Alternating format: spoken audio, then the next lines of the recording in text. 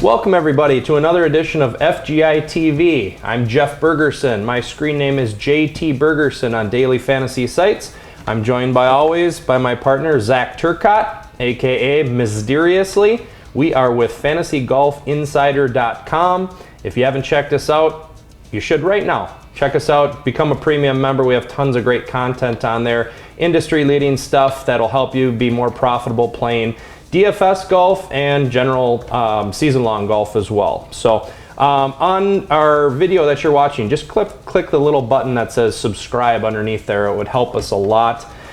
We'll talk a little bit about last week first. Get that heartbreak out of the way. If we have to, yeah. I guess. The Deutsche Bank. Zachary, you want to tell us a little bit about that? Well, we were there live in person to kind of see it all go down. Was the Deutsche Bank Championship as well as the Fantasy Golf World Championship through DraftKings. DraftKings did a spectacular job taking care of us. We qualified with 2 seats, and they put us up at the Intercontinental Hotel downtown in Boston. We had a really great welcoming party out there. And then 4 days out at the course and probably about the best accommodations that you could possibly imagine. We had a big chalet right on the 16th hole, so we were in prime position. You may have heard a large drunken roar from the crowd. That would have been the DraftKings Fantasy Golf qualifiers for the contest. Everybody was right there to see that happen. When Stenson hit it in the water, you mean? Yeah, when Stenson hit it in the water. And then we had these club seats over on the 18th hole that pretty much just overlooked the last fairway all the way up to the green. We could kind of come and go as we please. So it was a great viewing experience for us. Tournament played out. It was a really exciting event. Henrik Stenson looked like he was going to take it all the way down the stretch, had a lead all the way up until that fateful 16th hole before hitting it into the water and then actually yelling at his caddy. I don't know if you saw that at all, but I was talking to some people later, and they actually showed him yelling at his caddy as if it was his caddy's fault. It was. He picked out the wrong club for Henrik. He right. Can't make his own decisions. He couldn't possibly just find the green. And never played that hole before, I guess. Yeah, the last few days. So he put it into the drink, and Ricky, to his credit, he didn't really do anything special. He just parred out the rest of the way. He didn't really sink the dagger into him at all. Just let Henrik choke himself out. Yeah, when we sort of thought that going into day 3 with Charlie up on the leaderboard there, it was actually another contender who came up to me and asked, "So who do you think is going to end up winning the event?" And I looked at it, I said, "Well, it's got to be Stentz, it's got to be Fowler. We know it's not going to be Charlie Hoffman." Yep. Because Charlie did what Charlie inevitably does and blew up on day 3. And finished actually pretty respectfully on Monday, I guess it would have been, for the 4th round, and managed to make his way back up into 3rd place, but by then it was a little too late for the damage that he'd done to himself. So it was a good event. It was an exciting event. Now for our teams, we ran into some issues early and often, I guess you would say, as did most of the competitors. There's actually no teams out of 25 that were able to get 6 of 6 through the cut. And 7 teams had 5 guys through the cut. We were one of them. Momentarily. Yeah, and then we're walking the course following Rory McIlroy on Sunday morning. And I'm waiting for Paul Casey to tee off. We're the only team in the contest with Paul Casey. And we're on, the 6th hole with Rory McIlroy. 6 or 7, yeah. I'm looking at my phone, trying to see how Paul Casey's tee shot went, because I was going to go follow him on the 1st or 2nd hole. And Paul Casey didn't tee off. And I instantly, my stomach sunk and was scrolling through, and he wasn't on the leaderboard anymore. And I knew that could only mean one thing. So I scrolled to the bottom, and of course there he was with the big WD next to him. And I knew our chances were gone. And now it becomes even more painful when we go back and look, because we see that had Casey even just showed up the last 2 days, put up a mediocre amount of points, not really done anything, we would have finished in 2nd place for $100,000. Instead we finished 6th, which was really good for 4 guys. We won $27,000 for taking 6th place, but it makes it real difficult looking back at what could have been had Paul Casey to be that close at the sucked it up. World Championship was pretty frustrating. We went through so many ups and downs throughout the time that we're out there. I mean, our strategy for the event was to really try to be a little more aggressive, because we thought, well, 70 and ties are going to make it through the cut. Well, that means that probably 75 out of 98 guys get through the cut. So it's just this really small amount that aren't going to make it. So we thought 6 of 6 is probably not even going to be enough. We need some guys that can score. Right. So we went with, we had Finau on a roster, we had Koepka on a roster, and of course each of those guys managed to completely melt down. We watched Brooks. We might talk about Brooks in a minute. I don't know if he might be a topic of our shot of the week. I'll let you guys all get your tissues ready for that one. It's kind of permanently embedded in my brain. I actually wish I would have had a camera to capture the moment that the FGI team at first felt the knife plunged into their proverbial hearts as we were walking along the course, because it was kind of a special moment to watch you fall to the ground. Well, hell, let's just do our shots now. Yeah, all right. Why delay? We're already talking about it. Why not talk about I'm ready. Brooks? I might need to do. Do I have enough bottles here? Yeah, I think so. I'm going to try and do this without crying here, but we're following Brooks, and he played a decent front nine, and he was +2, which was fine under the cut line. He was good. If he makes the cut, we're going to go 6 of 6 through the cut, and we are in good position to win the event. So we're following Brooks, and we get to the second hole on the back nine, which is a par 5. And he's in great position with his approach shot, middle of the fairway. About 100 yards out. 100 yards out, is way too aggressive with his approach shot, spins it, actually shot it beyond the hole, spins it back into the marsh. And then as he's digging around in the marsh next to the green, I'm just like, slam it into yelling, his bag. Brooks, just take a drop. Let's not have a disaster here. Of course, he tries to hit out of the marsh unsuccessfully and chunks it. Yeah, off the green on the other side, and then he chipped it off the green back into the marsh. So he's going back and forth, and meanwhile, we're just like in amazement at what we're witnessing and getting sick at the same time. So he bogeys the par 5, double bogeys 5, of which he should have birdied. Goes to the next hole, par 3, misses a 5-foot putt. Oh, all right. All right. Then proceeds to, on hole 5, he shanks it in the tree line. Gets to 6, and this was the real backbreaker of all backbreakers. He hits it into the sand on his drive. Approach shot is short of the green, not a great approach shot, but still not in terrible shape. Get up and down for par. Get to the par 5, get a birdie out of there. Horrible chip shot, beyond the hole, leaves it up, so he's got a downhill putt, and we're just like, oh gosh. It's not that far, though. It's maybe, 6-foot putt, 7-foot putt, maybe. 6 feet. Makeable. 6 feet. Jets past the hole, and we all... Jeff fell to the earth. It was the greatest thing I've ever seen. I turned around in disgust. I'm walking away. I look back over my shoulder. Jeff is writhing on the ground. And then I glance over to the green, and the guys on the green, including Brooks' caddy, is looking over at the commotion on the sidelines as it's us just... and then he proceeds to... He missed the bogey putt. He missed the bogey putt, so we heard a groan, and I knew he had missed another one. And Roger dropped something, so there's a huge... And we're all groaning, and... the 4 of us are walking around. I just kept walking at that point. I found a tree. I laid down under the tree for a while. You sat next to the green and kind of collected. We didn't know, thoughts. but Brooks's family was actually standing right next to us. Yeah, we were pretty classy. Roger's mom, Roger talked to, I guess what was his mom, and she says, "Oh, are you Brooks fans?" Not anymore. No, we're not actually anymore. Thank you for that. So we won't be following you anymore, Brooks. So that was our shot there. For the day. Fortunately, Paulina Gretzky walked by me about a half hour later, and I rose from the earth. I felt the life surging back into my veins again, and I was able to kind of collect myself for the rest of the weekend. But yeah, it was definitely kind of a roller coaster ride for us there to be down and out, back in, and then just crushed again. But overall, a lot of fun, right? I mean, tremendous event, right? I don't know, between Brooks and then Casey withdrawing, and Zach and I both pulled up a chair on a boulder along the 7th hole when that happened, and yeah, that was quite painful. So an extended shot of the week, but we thought since we were there, we had to bring you the experience and the pain that we felt. I mean, it's bad when you actually have other DFS professionals reaching out through Twitter, right? Like Al Zeidenfeld is consoling us. Tommy G is sick for us. He's bringing up the memories of the water main break at Coors Field when he lost his world championship. So it was. So thanks for that, guys. We appreciate it. There was everybody at the event was I think privately the reaction at first was yes, of course when they come. Oh, I'm so sorry about Paul Casey. Yeah, that was the ultimate, that hurt us. Took away a threat. I mean, when we're not.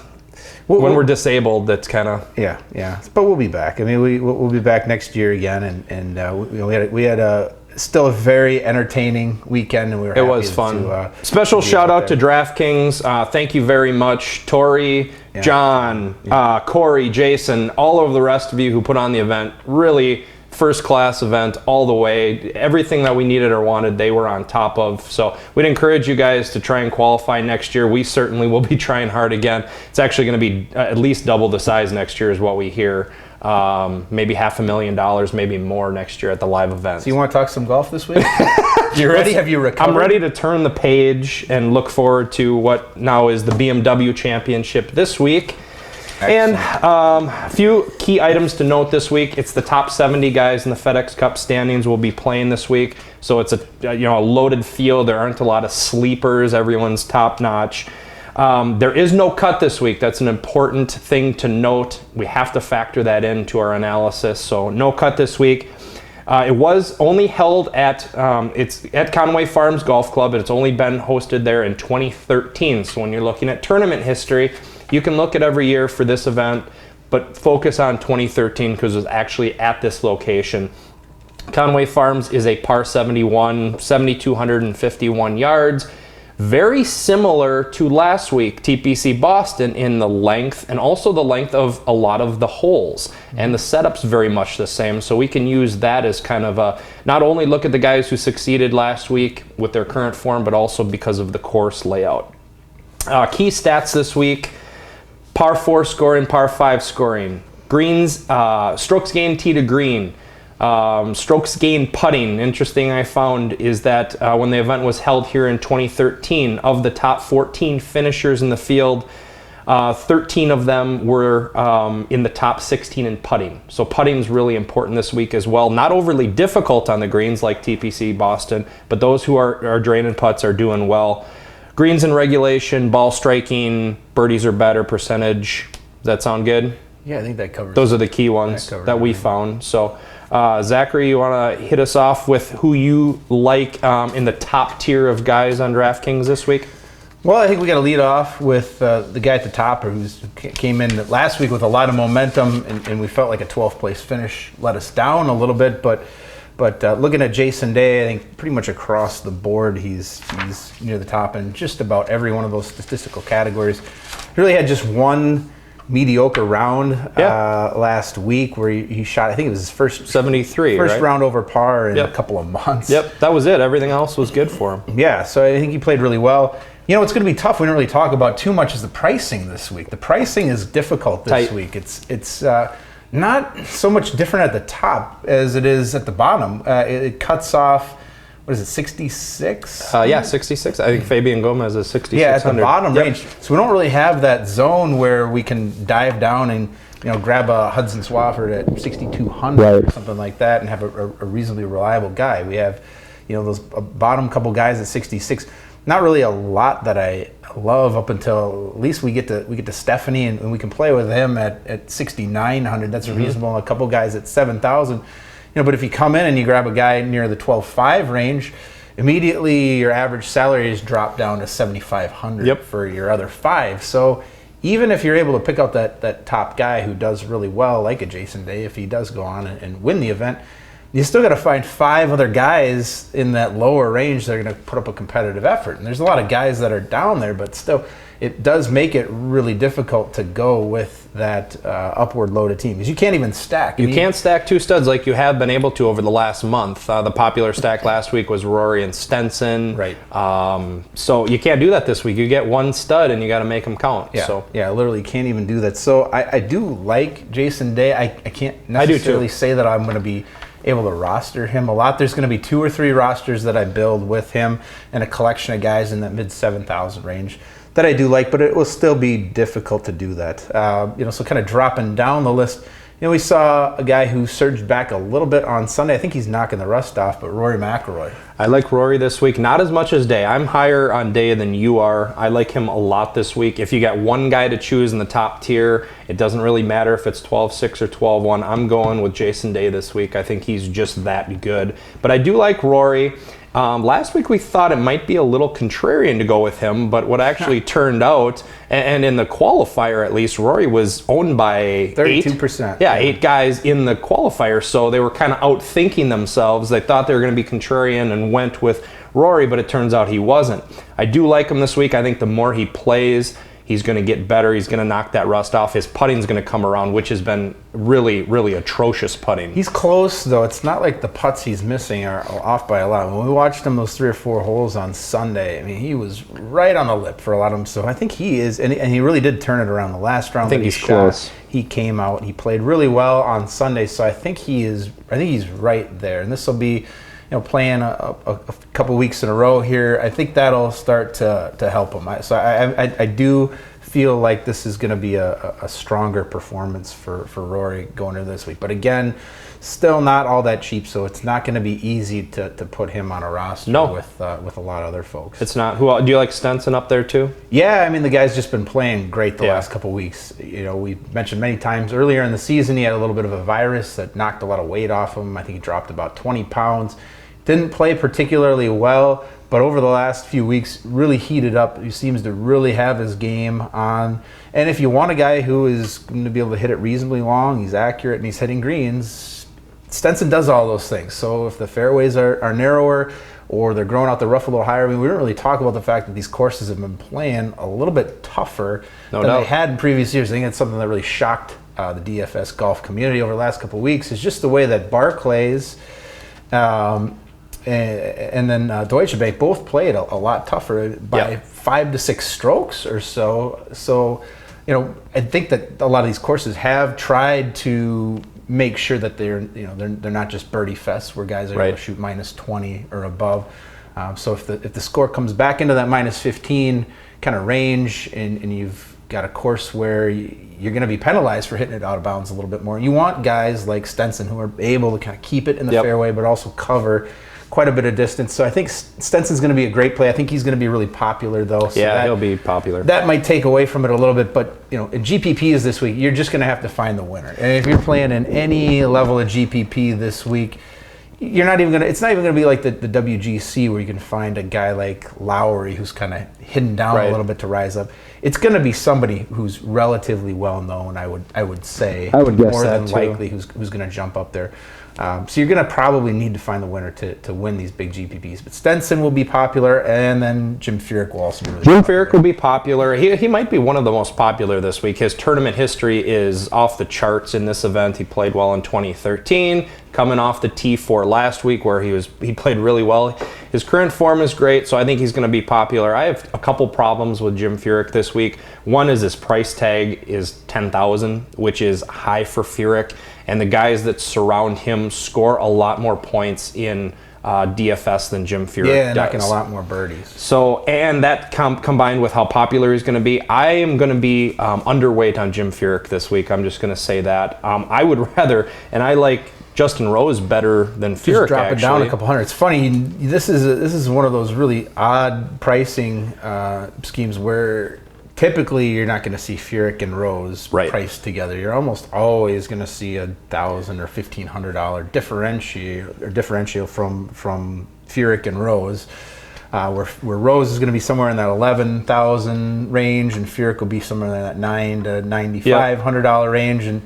And this week, it flipped a little bit with Rose coming down to $9,800. I think a lot of that has to do with the fact that he missed that 3.5 foot. Well, putt. and that's just it. But some people might not know that. They're just going to see a miscut from Justin Rose. But we were sitting on 18th. I witnessed this, and he needs to make this putt to make the cut, and he misses this 3-4 footer. Inexplicably misses the cut. Now, we've seen what Justin Rose can do if he does happen to get through the cut. I mean, he can string together birdies. He can come back and easily finish, top 20, maybe even top 10. So in a no-cut event, Justin Rose, even if he bombs on one day, he's got the ability to bounce right back. I think people are going to be off him, so I like him a lot this week. Yeah, I think if you're looking for a place to start, that's not a bad spot, because if you can get yourself down to 9,800, it still leaves you with plenty of opportunity to go back into that 8,000, 9,000 range, get one more guy before you have to drop back down kind of into that middle range or territory. So I got one for you here, and I might need to tee up another shot just from saying his name. But what do we do with Brooks Koepka this week? Well, after 2 weeks in a row of watching him completely melt down and miss the cut, he's going to be a little bit shaken. He's going to be a little upset. Hopefully last week he was just able to take a little bit of time away from the game and get his head straight, because it really wasn't the entire round where he was falling apart. No. We watched him the first day through the first 12 holes or so, and he was great. He was actually 2 under through 12 holes. We watched him hit a real nice birdie on 12. And then 13 comes along. And he almost actually hit me with his tee shot. The tee shot actually was about 20 yards past me, but I knew it was his because he had just birdied the last hole. Ball zips right down into the tree outline, as we all see on Shot Tracker. We now speak very fluent Shot Tracker, so if it's tree outline, whether it's unknown nature area or natural area or all of those different things, so we kind of know the difference. So he hits it into the tree outline. He's got a very tiny crack where he's looking at the very edge of the green, but it's tough, and he's got a tree right in front of him. Tries to split that little gap there, ends up hitting the tree. Ball comes straight down. It looked like something that I might do on a crappy city course around here. And then the wheels just kind of fell off from there. Had a couple bad holes, and that's really all it takes. So you picking him this week or what? It's tough. I probably will give him another shot, because I don't think his game is flawed. I think right now that it's just a little bit in his head. So I'm hoping over the last 2 weeks he's had a chance to clear his head a little bit. I know he's going to come in a little bit fired up. He was left off of the President's Cup team, which was a big slight to him, but I think a lot of that just had to do with the fact that mentally he's not quite all the way there. He's just he needs to mature a little bit. He can't be taking your clubs out and smacking it into your bag. You can't be, trying to tap the putt in, and after you miss your birdie or your par putt and not really paying attention, then adding another unnecessary stroke. So I think it's just little things. I'm hoping that the 2 week time frame to cool down will have helped him, and I think the price tag at 8,200 is reasonable. Right. There's no cut this week, so we don't have to worry about him being in that mindset on Friday afternoon of walking around kind of worrying about the cut line. And the guy can still score. He can score. Put up a lot of points. He's a guy who could finish in 50th place but be 15th in points. Right. So he's got the potential to put some eagles on the board. Cash games?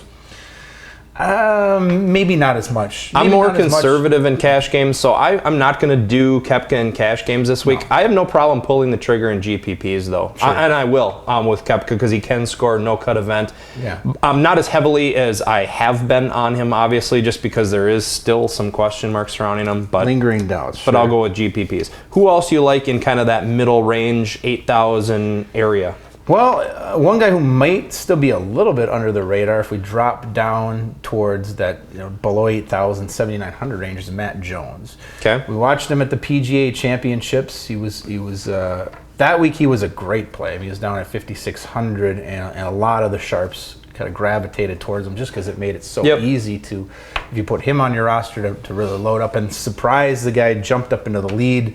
Middle of day three, he's up in the lead before sliding back. But since then, he's also continued to play pretty well last week. Pretty steadily coming up the board. So, at 7,900, I think he does enough things well that I'll be looking to incorporate him onto a few of my rosters. Not necessarily the most consistent guy throughout the year. No, he's up and down. But he had a good result in 2013 at Conway Farms. So I'm on board with Matt Jones. I also like around that price range. Kevin Kisner at 8,100. One of the more consistent guys this year. I think if you just discard the links style courses that he played on, you'd see a guy that from about late spring onward has been really solid all year long. You can almost depend on him to be a top 25 guy throughout the year. Doesn't really hasn't really faltered too much outside of those handful of link style courses. One key thing I'm looking at GPPs this week in going contrarian is people are going to remember some really poor performances last week. Tony Finau, Justin Thomas, Lingmerth. I'm not really interested in Lingmerth, but those type of guys who really looked poor last week. Jason Bone, that was another one too. Sure. I think the field nearly owned him last week. Someone of that group is going to jump up and play really well this week, and I think those guys that I mentioned, there's a pretty good chance. So I like Justin Thomas. I kind of like Tony Finau this week. I think you go right back to Finau. I mean, he had been so consistent up until that point. Yeah, he does tend to spew it a little bit off the tee. He's not always the most accurate guy, but still a guy who can definitely score for you, a guy who can put some points on the board. So, I think you go back to him if that's kind of what you're looking at, and it's a choice between him or another guy that's right in that range. They've had 2 weeks to cool down, so just kind of push that one aside. The rest of the field is going to be off those guys, so I think it's a good time to move back in for those GPP. Yep, buy low on those guys. What do you think of Paul Casey? Somebody want to take another shot on this week? Paul Casey, no. Actually, no. I don't like Paul Casey at all, ever, again. So, no, I won't touch Paul Casey. No, thank you. The withdrawals. And if that son of a you-know-what comes back and plays well this week, I'm going to be really salty. Sure. Yeah, exactly. Just get a cortisone shot, right? Right. Get a cortisone. Hey, we both suffer from degenerative discs, so just play, Paul. God damn it. Anyway, anyone down in the lower range that you like? There's a couple of guys. I think the one guy that I probably will zero in on for a lot of my teams at the $7,500 price tag, I believe, is Harris English. Right. 7,400, isn't he? Is he 74? Yep, 74. Okay. So he's a guy that for a long time this year I would strictly use for cash just because he was so consistent making the cut. He couldn't score for us at all because he would kind of stall out. I think his highest finish was in that he hit 25th once in like 12 events where he had made the cut. So he was kind of stalling out. He's one of the better players before the cut in terms of scoring, which is great, and then one of the absolute worst post cuts. We would just both kind of wait for that Saturday meltdown for him to fall off or Sunday. Yep. But the last couple of weeks, you can see things kind of coming upward in the right direction. So I think last week, he ended up finishing, was it 12th place last week? So he faltered a little bit on day 3 and kind of rose back on day 4. So I like to see that. So at 7,500, he's a real steady player. I also like Russell Knox at 7,400. Yeah. And we might be taking shots to his putting next week because his putting is terrible. But what's great is that, again, it's one of those guys. There's a handful of guys that are on tour where you look at like a guy maybe like Webb Simpson, Wilcox. Or like Wilcox or Russell Knox, then it's almost like something gets into their heads a little bit on Friday afternoon where almost no matter what, you're going to watch these guys dancing right on that cut line. So I think if you take that stress away, there's no cut here, they just get out there, they just focus on playing their game instead of worrying about making the cut. And Russell Knox, to his credit, actually could have been one of the guys pushing for the lead on day 4 last weekend before absolutely crumbling and then finishing up -6 and tied for 12th again. So I think he is another guy who's a strong play. He's not going to be hitting it. He's not going to hit the ball a mile, but he's going to keep it in the fairway. He's going to hit greens, and hopefully his putter is just merely average. I think if he just putts average for us. Yeah, same with Webb Simpson. I mean, he's another guy. If they can just putt average, their ball striking so good that Danny Lee is another guy who's just like that. But that's why I mentioned that it's important to mention no cut this week. So guys like that become more valuable. So zero in on those. So anything else before we wrap up? No, I don't think there's really any real deep sleepers this week. So I think that's probably just about as many guys as we have a couple sleepers in our preview articles. Be sure to check us out, Fantasy Golf Insider. If you haven't checked out Fantasy Aces yet, we partnered with them. We have a good relationship with them. We play on their site, and we're doing really well. I've heard from a lot of you. Thanks for emailing me and letting me know how good your success has been on that site. The games aren't huge right now, but I don't think people understand the strategy on there as of yet because it's a different scoring system. Read Roger Casey's great Fantasy Aces article every week. He will lay it out for you and give you a big edge playing cash games on Fantasy Aces. I'm also going to be on Pat Mayo tonight. Be sure to check that out. If you like Pat Mayo, and he's a friend of ours, He's a great guy. He does golf. He's great for the DFS industry. Shoot him a tweet. Let him know you like when I'm on there. If you like when I'm on there. If you don't, no, you don't need to tweet that. But it's football season, so I'm sure he's getting a lot of pressure to put on a lot of football stuff. So if you want him to continue with golf, let him know that you like it. I think he does a fabulous job. He's great for the industry and has been for a while. So yeah, he's definitely helped the game out a lot, and he's helped grow a lot of the interest in it week in and week out. Yep. So the only other thing is hit us up on Twitter, Zach Mann's Twitter. Are you doing Periscope tomorrow night? Yeah. Or Wednesday night? Yeah, I'll do a Periscope probably around like 9 o'clock or so on Wednesday. We'll get that time finalized as we get my schedule set. But yeah, I'll try to do 20 minutes or so of solid Q&A for you before we lock our lineups up on Thursday morning. Okay. That's all we got. Thanks for tuning in. As always, shoot us an email and let us know if you have any questions. We're real good about answering strategy questions. I'm Jeff Bergerson, Zach Turcotte. We're Fantasy Golf Insider. Good luck this week. Good luck. This week, I'm giving the finger to you, football. You've come along this season, once again, rearing your ugly head in the fall, taking away the spotlight from the hardworking people here over in the DFS golf community. You brought in the lowest common denominator of all players.